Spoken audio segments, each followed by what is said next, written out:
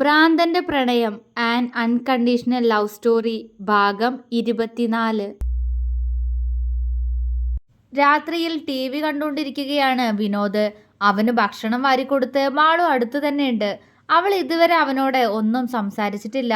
വിനോദിന് നല്ല സങ്കടം തോന്നുന്നുണ്ടായിരുന്നു. അവൻ പലതവണ അവളോട് മിണ്ടാൻ ശ്രമിച്ചതാണ്. പക്ഷേ അവൾ അവനോട് മിണ്ടാൻ കൂട്ടാക്കിയില്ല. ഭക്ഷണം കഴിച്ചു കഴിഞ്ഞ് അവളും കഴിച്ച് അവന് മരുന്നും കൊടുത്ത് മാളു വാതിലുകളെല്ലാം അടച്ചു കുറ്റിയിട്ടു. പുറത്ത് ചെറുതായി മഴ ചാറുന്നുണ്ട്. സുമതി വൈകുന്നേരം പോയിരുന്നു. അതുകൊണ്ട് തന്നെ അവർ രണ്ടാളും മാത്രമേ വീട്ടിലുണ്ടായിരുന്നുള്ളൂ. ചിന്നു ഇടയ്ക്ക് ഒന്ന് വന്ന് വീണ്ടും വീട്ടിലേക്ക് പോയിരുന്നു. ഹോസ്പിറ്റലിൽ ദേവികയും പവിത്രയും ഗൗരിയാണ് നിൽക്കുന്നത്. മാളു ലൈറ്റ് ഓഫാക്കി മുകളിലേക്ക് നടക്കുന്നത് കണ്ടതും വിനോദ് പെട്ടെന്ന് മുകളിലേക്ക് കയറി റൂമിൽ പോയി ബെഡിലിരുന്നു. മാളു അത് കണ്ടെങ്കിലും കാണാത്തതുപോലെ നിന്നു. റൂമിന്റെ വാതിലടച്ച് കുറ്റിയിട്ട് അവൾ മുടി മുകളിലേക്ക് പൊക്കി കെട്ടിവെച്ചു. പുറകിൽ നിന്നും രണ്ട് കൈകൾ തന്നെ വയറ്റിലൂടെ ചേർത്ത് പിടിച്ച് പുണരുന്നത് അവൾ അറിയുന്നുണ്ടായിരുന്നു. അവളുടെ ചുണ്ടിൽ ഒരു പുഞ്ചിരി വിരിഞ്ഞു. അപ്പോഴേക്കും വിനോദിന്റെ ചുണ്ടുകൾ അവളുടെ പുറംകഴുത്തിൽ പതിച്ചിരുന്നു. ഉണ്ണിയേട്ടാ, അവൾ മൂളി. മാളു, അവൻ കുറുമ്പോടെ വിളിച്ചു. അവളുടെ കണ്ണുകൾ മിഴിഞ്ഞു. കുറച്ചു കാലങ്ങളായി അവന്റെ വായിൽ നിന്നും കേൾക്കാതിരുന്ന മാളു എന്ന പേര് ഇപ്പോൾ പുറത്തു വന്നതറിഞ്ഞ് അവളുടെ ശരീരം വിറച്ചു. ഉണ്ണിയേട്ടാ, അവൾ കിതപ്പോടെ വിളിച്ചു. അവൻ മൂളി. ഒപ്പം അവന്റെ പല്ലുകൾ അവളുടെ കഴുത്തിൽ അമർന്നു. ആ ഉണ്ണിയേട്ടാ, മാളു വേദനയോടെ വിളിച്ചു. അവന്റെ ചുണ്ടുകൾ അവളുടെ പിൻകഴുത്തിൽ ഒഴുകി നടന്നതും പിടഞ്ഞുകൊണ്ട് അവൾ അവന് നേരെ തിരിഞ്ഞു നിന്ന് പിടപ്പോടെ അവന്റെ മുഖത്തേക്ക് നോക്കി. അവന്റെ മുഖം വീർത്തിരുന്നു. അത് കണ്ട് മാളു അവനെ സംശയത്തോടെ നോക്കി. ഗായു എന്തിനാ എന്നോട് വഴക്കിട്ടെ? അവൻ മുഖം വീർപ്പിച്ച് വെച്ചുകൊണ്ട് തന്നെ അവളോട് ചോദിച്ചു. അവന്റെ വീർത്ത മുഖം കണ്ടപ്പോൾ അവൾക്ക് ചിരിയാണ് വന്നത്. അവളുടെ ചിരി കണ്ടപ്പോൾ അവന്റെ മുഖം ഒന്നുകൂടി കനത്തു. ഗായു ചിരിക്കണ്ടാട്ടോ, ഉണ്ണിയേട്ടന് ദേഷ്യം വരുന്നുണ്ട്, അവൻ കലിയോടെ പറഞ്ഞു.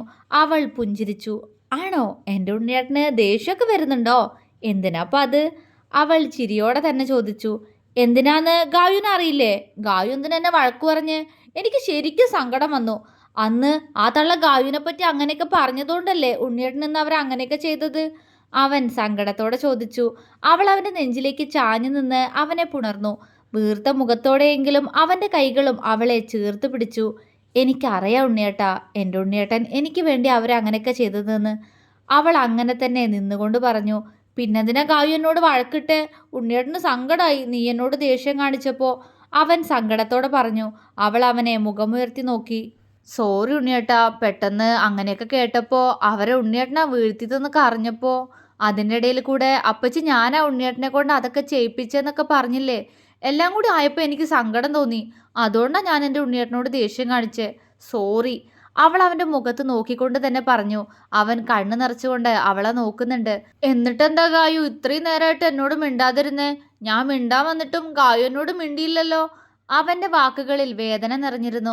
അത് കേട്ടപ്പോൾ അവൾക്ക് സങ്കടമാണ് തോന്നിയത്. എങ്കിലും അവൻ്റെ സങ്കടം മാറ്റാൻ അവൾ അവനെ ചിരിയോടെ തന്നെ നോക്കി. ഉണ്ണിയേട്ടാ, അവൾ കുറുമ്പോടെ അവനെ വിളിച്ചു. അവൻ വെറുതെ മൂളി. എന്നെ എടുക്ക്, അവൾ കുറുമ്പോടെ പറഞ്ഞു. എന്ത്? അവൻ്റെ നെറ്റി ചുളിഞ്ഞു. എന്നെ എടുക്കാൻ? എന്തേ, ഞാൻ പറഞ്ഞത് കേട്ടില്ലേ? അവൾ കപട ഗൗരവത്തോടെ ചോദിച്ചു. അവൻ ശരിയെന്ന പോലെ തലകുലുക്കിക്കൊണ്ട് അവളെ എടുത്തുയർത്തി. എന്തിനാ എടുക്കാൻ പറഞ്ഞേ? അവൻ ഗൗരവത്തോടെ ചോദിച്ചു. ഞാനേ പിണങ്ങിയത് എന്തിനാന്ന് എൻ്റെ ഉണ്ണിയേട്ടനെ അറിയണ്ടേ? അവൾ ചിരിയോടെ ചോദിച്ചു. അവൻ മൂളി. വെറുതെ വെറുതെ പിണങ്ങിയതാ ഞാൻ. ഉണ്ണിയേട്ടന് ഞാൻ പിണങ്ങുമ്പോൾ സങ്കടം വരുമെന്ന് നോക്കാൻ വേണ്ടിയിട്ട്, അവൾ കളിയോടെ പറഞ്ഞു. അവൻ്റെ മുഖത്ത് ദേഷ്യം നിറഞ്ഞു. എന്നിട്ടോ? എന്നിട്ട് എൻ്റെ സങ്കടം കണ്ടപ്പോൾ ഗായുവിന് സന്തോഷമായോ? അവൻ ദേഷ്യത്തോടെ ചോദിച്ചു. ഇല്ലല്ലോ, എൻ്റെ ഉണ്ണിയേട്ടനെ വഴക്ക് പറഞ്ഞപ്പോൾ ഉണ്ണിയേട്ടനേക്കാൾ കൂടുതൽ സങ്കടമായത് എനിക്ക് തന്നെയാ. സോറി ഉണ്ണിയേട്ടാ, ഞാൻ വേദനിപ്പിച്ചൂലേ? എൻ്റെ പൊന്നല്ലേ, ഇങ്ങനെ ദേഷ്യത്തിൽ എന്നെ നോക്കല്ലേ? അവൻ്റെ ദേഷ്യത്തോടെയുള്ള നോട്ടം കണ്ട് അവൻ്റെ മീശ പിരിച്ചു വെച്ചുകൊണ്ട് അവൾ കുറുമ്പോടെ പറഞ്ഞു. അവൻ പെട്ടെന്ന് അവളെ താഴെ നിർത്തി. ഞാൻ പറഞ്ഞില്ലല്ലോ എന്നെ താഴെ നിർത്താൻ, പിന്നെന്തിനാ നിർത്തിയേ? അവൾ ചുണ്ടു പിളർത്തി കൊച്ചു കുഞ്ഞുങ്ങളെ പോലെ ചോദിച്ചു. എന്നോട് മിണ്ടണ്ട ഗായു, ഇനി ഉണ്ണിയേട്ടനും ഗായുവിനോട് പിണക്കോ? അവൻ പറഞ്ഞുകൊണ്ട് തിരിഞ്ഞു നിന്ന് അവൻ്റെ ഷർട്ട് അഴിച്ചു മാറ്റി ബെഡിലിട്ടു. എന്തിന്? എനിക്ക് പിണക്കൊന്നുമില്ലല്ലോ, പിന്നെന്തിനാ ഉണ്ണിയേട്ടൻ എന്നോട് പിണങ്ങുന്നേ? പിന്നെ ഞാൻ സോറിയും പറഞ്ഞില്ലേ? അവൾ അങ്ങനെ തന്നെ നിന്നുകൊണ്ട് സങ്കടത്തോടെ ചോദിച്ചു. വിനോദ് അവൾക്ക് നേരെ തിരിഞ്ഞു നിന്ന് അവളെ തുറിച്ചു നോക്കി. അവളുടെ മുഖം വാടി. ഉണ്ണിയേട്ടാ, അവൾ സങ്കടത്തോടെ വിളിച്ചു. വിനോദ് പെട്ടെന്ന് അവളെ കെട്ടിപ്പിടിച്ചു. മാളു ഞെട്ടിപ്പോയി. എന്താപ്പ ഇത്? അവൾ കണ്ണുമിഴിച്ചു. മാളു, അവൻ വിളിച്ചു. അവൾ മൂളി. ഇത് മാറ്റ്, അവൻ അവളുടെ ധാവണിയിൽ പിടിച്ചുകൊണ്ട് പറഞ്ഞു. കുറെ നാളുകൾക്ക് ശേഷം അവൻ അങ്ങനെ പറഞ്ഞതുകൊണ്ട് തന്നെ മാളുവിന് വല്ലാതെ പരിഭ്രമം തോന്നി. എങ്കിലും അവൻ പറഞ്ഞത് അനുസരിക്കുന്നില്ലേ എന്നറിയാൻ അവളിൽ നിന്നും ഗൗരവത്തോടെ അകന്നു മാറിയ വിനോദിനെ നോക്കി അവൾ പെട്ടെന്നത് അഴിച്ചുമാറ്റി. അവന്റെ മുഖം തെളിഞ്ഞു. ഇപ്പൊ പിണക്കം മാറിയില്ലേ? അവൾ ചിരിയോടെ ചോദിച്ചു. ഇല്ലല്ലോ, ആ പിണക്കം അങ്ങനെയൊന്നും മാറില്ല, അവൻ കള്ളച്ചിരിയോടെ പറഞ്ഞു. പിന്നെ എങ്ങനെ മാറും? അവൾ അവനെ സൂക്ഷിച്ചു നോക്കി. ഞാൻ പറഞ്ഞത് മാളു അനുസരിക്കണം, അപ്പൊ മാറും, അവൻ വീറോടെ പറഞ്ഞു. അനുസരിക്ക, പക്ഷേ ഉണ്ണിയേട്ടൻ എന്നെ ഗായു എന്ന് വിളിച്ചാൽ മതി. അവൻ മാളു എന്ന് വിളിക്കുന്നത് കേൾക്കാൻ ഇഷ്ടപ്പെട്ടവൾ അവന്റെ മാളു എന്ന വിളിയിൽ പല കുറുമ്പും ഒളിഞ്ഞു കിടക്കുന്നത് മനസ്സിലാക്കി വെപ്രാളപ്പെട്ടു പറഞ്ഞു. ഇല്ല, ഞാൻ മാളൂന്നേ വിളിക്കൂ, അവൻ കനപ്പിച്ചു പറഞ്ഞതും മാളു അവനെ ദയനീയമായി നോക്കിപ്പോയി. അവൻ അവളെ ആകെ ഒന്ന് നോക്കി. അവളുടെ കഴുത്തിൽ നിന്നും മാറിടത്തിലേക്ക് നീങ്ങുന്ന കണ്ണുകളുടെ ചലനത്തിൽ മാളു ഉമിനീറിറക്കുമ്പോൾ വിനോദിന്റെ നോട്ടം പക്ഷേ ബ്ലൗസിന് മുകളിലൂടെ എടുത്തു കാണുന്ന അവളുടെ മാറിടത്തിലായിരുന്നു. മാളു അവനെ നോക്കാനാകാതെ തല താഴ്ത്തി കളഞ്ഞു. വിനോദ് അവളുടെ അടുത്തേക്ക് വരുന്നത് മാളു അറിഞ്ഞു. അവളുടെ ഇടുപ്പോടെ ചുറ്റിപ്പിടിച്ചവൻ മാളു അവന്റെ മുഖത്തേക്ക് നോക്കി. ഉമ്മതാ, അവൻ കൊഞ്ചിക്കൊണ്ട് പറഞ്ഞതും മാളു കാലിൽ ഉയർന്നുകൊണ്ട് അവന്റെ ചുണ്ടിൽ ചുംബിച്ച് പെട്ടെന്ന് മാറി. അവന്റെ മുഖം വീർത്തു. അവൻ പ്രതീക്ഷിച്ച തീവ്രതയിൽ കിട്ടാതെ പോയ ചുംബനത്തിന്റെ നീരസം. എങ്കിലും അവനൊന്നും പറഞ്ഞില്ല. മാളു, അവൻ അവളെ വിളിച്ചുകൊണ്ട് അവളുമായി ബെഡിലേക്ക് മറിഞ്ഞു. മാളു പകപ്പോടെ അവന്റെ മുഖത്തേക്ക് നോക്കി. അവന്റെ മുഖത്ത് വല്ലാത്തൊരു ഭാവം, മാളുവിനെ തളർത്താൻ പോന്ന ഭാവം. അവന്റെ മാളു എന്ന വിളിയും ആ നോട്ടവും മാളുവിന് ദേഹമാകെ തണുപ്പ് കയറുന്നത് പോലെ തോന്നി. അവൻ ചിരിയോടെ അവളുടെ സ്കേർട്ടിൽ കൈവച്ചതും കണ്ണും മിഴിച്ചവൾ പെട്ടെന്ന് അവന്റെ കയ്യിൽ പിടുത്തമിട്ടു. വിനോദ് അവളെ നോക്കി. ഇവിടെയുള്ളത് കാണുന്നില്ല, എനിക്ക് കാണണം, അവളുടെ വയറിലേക്ക് ചൂണ്ടി അവൻ പറയെ. ശ്വാസം നിലച്ചതുപോലെ അവൾ അങ്ങനെ തന്നെ കിടന്നുപോയി. അവൻ അവളുടെ സ്കേർട്ട് താഴേക്ക് വലിച്ചതും അവന് മുന്നിൽ അവളുടെ അല്പം ആഴമേറിയ പൊക്കിൾച്ചുഴി വരെ ദൃശ്യമായി. അവന്റെ നോട്ടത്തിൽ മുൻപേതോ വേളയിൽ തന്നെ കൊതിച്ചിരുന്നവന്റെ ഭാവമായിരുന്നുവെന്ന് മാളു ഒരു ഉൾക്കിടലത്തോടെ തിരിച്ചറിഞ്ഞു. അവള് പെട്ടെന്ന് കണ്ണുകൾ ഇറുക്കിയടച്ചു കളഞ്ഞു. അത് കണ്ട് വിനോദ് ചിരിയോടെ അവളുടെ വയറിൽ കൈയമർത്തി. അവന്റെ കൈകൾ അവിടെ തഴുകുമ്പോൾ മാളു അറിയാതെ ഉമിനീറിറക്കിപ്പോയി. അവളുടെ വയറിലൂടെ ചലിച്ചു നീങ്ങിയ വിരലുകൾ പെട്ടെന്നൊന്ന് നിന്നു. മാളു, ഇവിടെ നമ്മുടെ വാവ എപ്പോഴാ വരിക? വാവയെ തന്ന ഉണ്ണിയേട്ടന്റെ പിണക്കം മാറും, അവൻ ആർദ്രമായ സ്വരത്തോടെ അവളോട് ചോദിച്ചു. മാളു ഞെട്ടിക്കൊണ്ട് കണ്ണുകൾ വലിച്ചു തുറന്ന് എഴുന്നേറ്റിരുന്ന് അവനെ മിഴിച്ചു നോക്കി. എന്താ?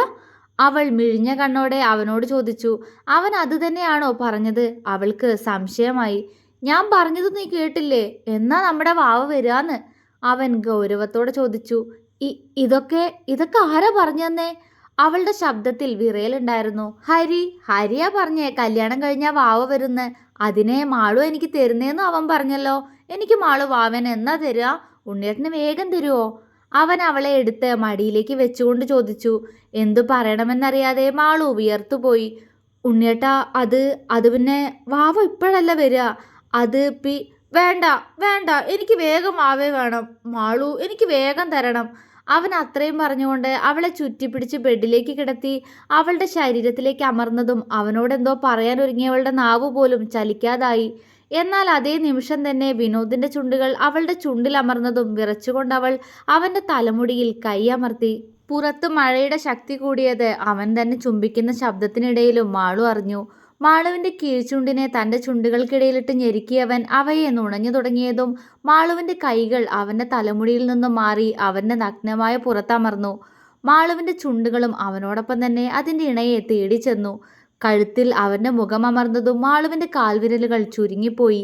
ഓരോ ദിവസം കൂടുന്തോറും അവൻ എന്തൊക്കെയോ കൂടുതലായി പഠിച്ചതുപോലെ ആ പെണ്ണുടലിൽ അവനാകെ കൈയമർത്താൻ തോന്നി. അവളുടെ കഴുത്തിലലയുന്ന അവന്റെ ചുണ്ടുകൾ അവിടെ മുദ്രണം ചാർത്തുന്നതോടൊപ്പം അവന്റെ ദന്തങ്ങൾ നൽകുന്ന വേദനയും അവൾ അറിഞ്ഞു. അവളെ ആകെ വല്ലാത്തൊരവസ്ഥയിലെത്തിക്കുന്നു വിനോദ്. കഴുത്തിൽ നിന്നും മാറിലേക്ക് നീങ്ങിയ അവന്റെ മുഖം പെട്ടെന്നൊന്ന് നിന്നു. മാളു ഏറിയ നെഞ്ചിടിപ്പോടെ അവനെ നോക്കുമ്പോഴേക്കും അവൻ അവളുടെ ബ്ലൗസിൽ കൈവച്ചിരുന്നു. മാളു ഞെട്ടി. ഉണ്ണിയേട്ടാ, പതർച്ചയോടെ വിളിച്ചവൾ. ഇവിടെ ഒരു സാധനമില്ലേ? ആ മറുക്, അതെനിക്ക് കാണണല്ലോ, അവൻ പറഞ്ഞതും മാളു അവനെ മിഴിച്ചു നോക്കി.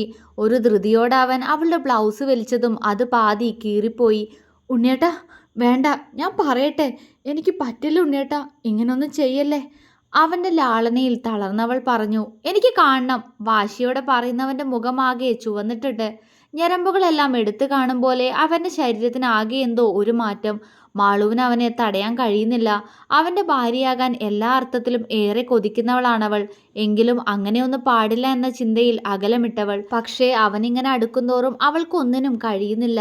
അവൻ അനുസരിക്കാൻ തോന്നുന്നു. അവളുടെ മാറിടത്തിൽ അവന്റെ മുഖം അമരുന്നതും അവളുടെ താലി പിടിച്ചു നോക്കി പതിയെ അതവൻ നീക്കിയിടുന്നതും അതിനൊപ്പം തന്നെ അവന്റെ ചുണ്ടുകൾ അവിടമാകെ അലിയുന്നതും മാളു അറിഞ്ഞു. അവളുടെ കൈകൾ അവനിൽ മുറുകുമ്പോൾ സീൽക്കാരങ്ങൾ ഉയർന്നു തുടങ്ങിയിരുന്നു. അവളുടെ ദേഹത്തേക്ക് അമർന്നവൻ അവളുടെ മാറിടത്തിൽ കൈകൾ അമർത്തിക്കൊണ്ട് തന്നെ ഒരിക്കൽ ചെയ്തു വെച്ച ഓർമ്മയിൽ വീണ്ടും താഴേക്കിറങ്ങി വയറിൽ മുഖം അമർത്തിയതും മാളു പുളഞ്ഞുപോയി. അവളിലെ മറയവൻ പൂർണ്ണമായി നീക്കുമ്പോൾ ഇനിയൊരു പിന്മാറ്റമില്ലാത്തതുപോലെ മാളു അവനെ കൂടുതൽ കൂടുതൽ വരിഞ്ഞു മുറുക്കി. വിനോദ് മറ്റാരെപ്പോലെ പെരുമാറുന്നു. ഇന്നോളം ഇല്ലാത്തതുപോലൊരു ആവേശം അവനിൽ. വയറും കടന്നു പോവാൻ പോകുന്ന അവന്റെ വിരലുകൾ അവളുടെ മേനിയിൽ അറിയുന്ന അവനിലെ പുരുഷന്റെ മാറ്റം ആ നിമിഷം മാളു തിരിച്ചറിഞ്ഞു. മുൻപൊരിക്കൽ അറിഞ്ഞതുപോലെ മാളു ഞെട്ടിപ്പോയി. അവസാനമായി ഡോക്ടറെ കണ്ടപ്പോൾ അദ്ദേഹം പറഞ്ഞ കാര്യം ഹരി അവളോട് പറഞ്ഞത് അവൾക്ക് ഓർമ്മ വന്നു. വിനോദിന് ഒരുപാട് മാറ്റങ്ങൾ കാണുന്നുണ്ട്. അവന്റെ ദേഷ്യം പോലും കുറഞ്ഞത് ഒരുപക്ഷെ അവന്റെ ഗായു എന്ന മാളുവിന് വേണ്ടിയാവും. ഗായു അല്ലാതെ പഴയതൊന്നും അവന്റെ ഓർമ്മയിലില്ല. ഇപ്പോഴും അവൻ അവന്റെ ഗായത്രിയായിട്ടുള്ള ജീവിതത്തിലാണ്. അവിടെയാണ് അവന്റെ സന്തോഷം. അവൻ ഒരു കൊച്ചു കുഞ്ഞല്ല. പലപ്പോഴും അവൻ അവന്റെ ഭാര്യയെ ആഗ്രഹിക്കുന്നുണ്ട്. അവളുടെ ശരീരത്തെ പോലും സ്വന്തമാക്കാൻ അവൻ കൊതിക്കുന്നുണ്ട്. അത്രമേൽ തീവ്രമായി അവർക്കിടയിൽ പുണരലുകളോ ചുംബനങ്ങളോ വന്നാൽ ഒരുപക്ഷെ അവനിലെ പുരുഷനെ അവൾക്ക് പിടിച്ചാൽ കിട്ടാത്ത രീതിയിലേക്ക് അത് പോയേക്കാം. അവൻ അവളിൽ നിന്നും സന്തോഷം കൊതിച്ചാൽ അവൾക്കത് നടത്തി കൊടുക്കേണ്ടി വരും. അവൾ അവിടെ എല്ലാ അർത്ഥത്തിലും അവന്റെ ഭാര്യ ആകേണ്ടതായിട്ട് വരും. അവനിലെ പുരുഷൻ ഉണർന്ന അവളുടെ അവഗണനകളെപ്പോലും അനുസരിപ്പിച്ചുകൊണ്ട് അവൻ അവളെ സ്വന്താക്കും. ഹരി പറഞ്ഞതെല്ലാം ഓർത്ത് മാളു ഭയത്തോടെ വിനോദിനെ നോക്കി. അവന്റെ ശരീരത്തിൽ നിന്നും മുണ്ടെല്ലാം അഴിഞ്ഞു വീണിട്ടുണ്ട്. ഉണ്ണിയേട്ടാ, അവള് വിളിച്ചു. ഉണ്ണിയേട്ടനെ പേടിയാണോ മാളു? അവൻ പതിയെ ചോദിച്ചു. അവൾ അവന്റെ മുഖത്തേക്ക് നോക്കി. അല്ല. അവൾ അവന്റെ മുഖത്ത് നോക്കി തന്നെ പറഞ്ഞു. എന്റെയാ, എന്റെ മാത്രം. എന്നിട്ടും എന്തിനാ ഈ ഭയം? നീ ആഗ്രഹിക്കുന്നില്ലേ മാളു നിന്റെ ഉണ്ണിയേട്ടനെ? അവൾ അവന്റെ മുഖത്തേക്ക് നോക്കി. അവിടെ തന്റെ പെണ്ണിനെ സ്വന്തമാക്കാനുള്ള ആഗ്രഹത്തോടെ അവളെ തന്നെ നോക്കിയിരിക്കുകയായിരുന്നു വിനോദ് അപ്പോൾ. ഉണ്ട്, മാളു ആഗ്രഹിക്കുന്നുണ്ട്. ഒരുപാട് നാളായി കൊതിക്കുന്നുണ്ട് എൻ്റെ ഉണ്ണിയേട്ടൻ്റെ മാത്രമാവാൻ. അവളുടെ മനസ്സ് പ്രണയത്തോടെ പറഞ്ഞു. അവൾ അവനെ പുണർന്നു. വിനോദിനെ എല്ലാ അർത്ഥത്തിലും സ്വീകരിക്കാൻ മാളു തയ്യാറായി. തുടരും.